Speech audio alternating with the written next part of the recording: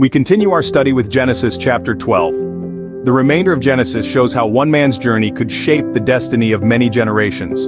Today we're diving into the remarkable story of Abram, a man called by God. In the narrative of Genesis, God's voice rings out, calling Abram to leave his homeland.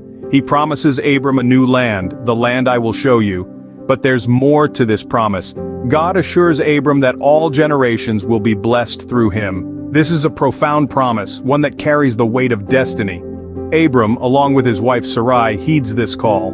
They pack up their belongings and set off towards the land of Canaan. But their journey is not without obstacles. A severe famine hits the land of Canaan, pushing Abram and Sarai to make a detour to Egypt. In Egypt, they face a different kind of challenge. Sarai's beauty catches the Pharaoh's eye, and fearing for Abram's life, they decide to hide the fact that they were married. Sarai poses as Abram's sister, a facade aimed at protecting Abram. But the truth has a way of surfacing. God intervenes, punishing Pharaoh with a series of diseases for taking Sarai. The Pharaoh expels Abram and Sarai from Egypt. This expulsion, however, is not a setback. It's a redirection, steering Abram and Sarai back on track toward the land God had promised to them. Abram's faith was tested early on, a theme we'll see recurring throughout his journey. In the trials that lay ahead, Abram's faith will be his compass, guiding him through the intricacies of destiny. But for now, we leave Abram and Sarai as they journey on, their story just beginning to unfold. As Abram's family grows, so do the challenges. Abram and his nephew Lot found themselves in a bit of a predicament. Their families were expanding, their herds were multiplying, and the land they occupied was simply not expansive enough to accommodate this growth. It was clear that a decision had to be made. It was time for Abram and Lot to go their separate ways. In an act of humility and kindness, Abram allowed Lot to choose the land he desired first. Lot, enticed by the lush, well-watered plains of Jordan, chose this land for himself and his family. It was an appealing choice, offering plenty of resources for his expanding herds. But there was a catch. This land was located near the city of Sodom, a place notorious for its inhabitants' sinful behavior. Despite the potential dangers, Lot settled near Sodom, embracing the fertile plains of Jordan. Abram, on the other hand, remained in the land of Canaan, the land God had promised to give him. But even as Abram watched his nephew move towards a place of potential peril, he did not despair. He trusted in the Lord, knowing that he was not alone. He was comforted by the divine reassurance that God would bless him and make his offspring as numerous as the dust of the earth. In response to this divine promise, Abram built an altar to the Lord, a sacred space where he could worship and express his gratitude.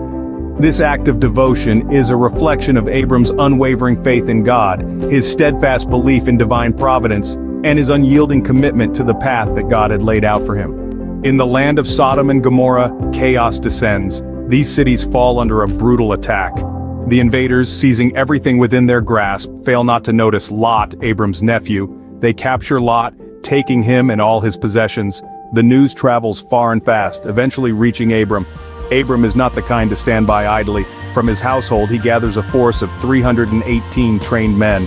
With determination in their hearts and faith in their leader, they set out on a daring mission to retrieve Lot and his belongings from the clutches of the invaders. They plunge into the night, their resolve unwavering, their spirits unbroken.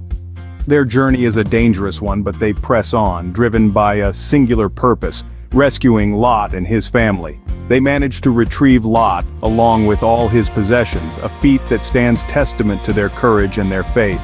Upon their triumphant return, the king of Sodom approaches Abram. He is moved by Abram's bravery and offers him a reward. "Keep all the goods you have retrieved," he tells Abram. But Abram, the man of unwavering faith and integrity, refuses.